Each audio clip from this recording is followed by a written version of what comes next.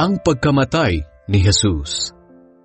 Nang mag-alas 12 na ng tanghali, dumilim ang buong lupain sa loob ng 3 oras.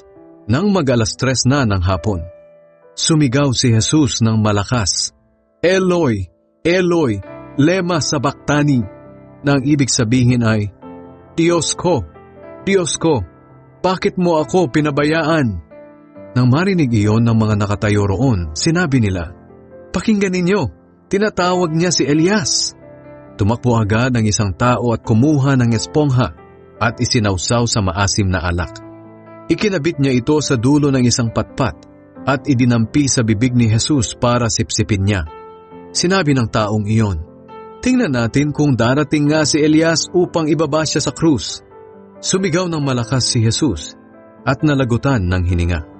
Nang sandali ring iyon, nahati mula sa itaas hanggang sa ibaba ang kurtina sa loob ng templo.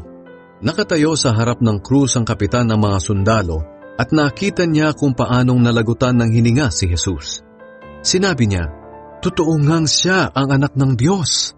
Sa di kalayuan ay may mga babaeng nanonood sa mga nangyayari. Kabilang sa kanila si Salome, si Maria na taga Magdala, at si Maria na ina ni Jose, at nang nakababata nitong kapatid na si Santiago. Ang mga babaeng ito ay sumasama kay Jesus at tumutulong sa kanya noong nasa Galilea siya. Naroon din ang iba pang babaeng sumama sa kanya sa Jerusalem.